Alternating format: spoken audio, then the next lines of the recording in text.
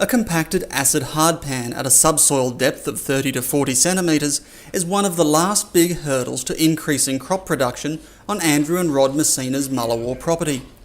The brothers have successfully improved the top layers of their yellow sands using soil renovation and amelioration tactics such as conventional and mouldboard ploughing, a controlled traffic farming system and liming.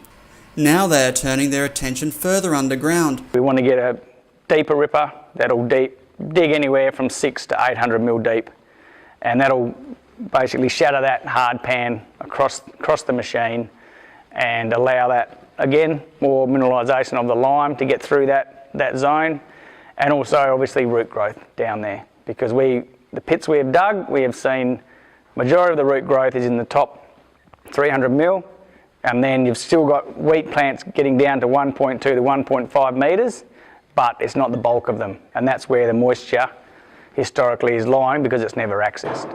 Prior to seeding this year, the Messinas used a new deep ripping machine, the Gregor Besson Heli Ripper, that can slice to a depth of 60 to 80 centimetres. They had successfully trialled a prototype of the Heli Ripper in 2014, comparing it to another deep digging machine, a conventional plough, and zero ploughing in small paddock strips.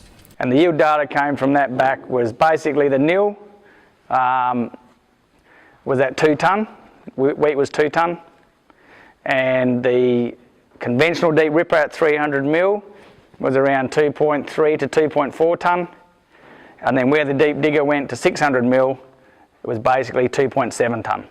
We've got a few answers out of that. One is that if we weren't getting a deep digger type ripper, we'd probably be going back to conventional deep ripping and trying to get below as deep as we can. You know, your 350 to 380 mil if you can, because we've got a response from that 600 to 700 kilo response from the deep digger digging to 600 mil deep. The Department of Agriculture and Food WA is trialling a deep ripping system similar to the Heli Ripper to rip below 50 centimetres at several locations across the WA grain belt in 2015 as part of the GRDC funded soil compaction research. It also uses topsoil inclusion plates to help add organic matter and top-dressed ameliorants to the subsoil. Andrew says the main drawback of ripping to depths below 30 centimetres is a need to use a much smaller machine. When you're ripping so deep, you know, it's obviously a smaller machine, so it's actually 6 metre, which is basically what we cut with the mouldboard anyway, same width. So be the same speed, 7-8 k's, it's about 5 hectares an hour. So the Heli Ripper will have the 800 mil across the back at a metre spacing. In between, we will have a shorter shank at 500 mil deep and 500 mil apart, to break through that 300 to 400 mil zone more often, you could say, across the width of the bar.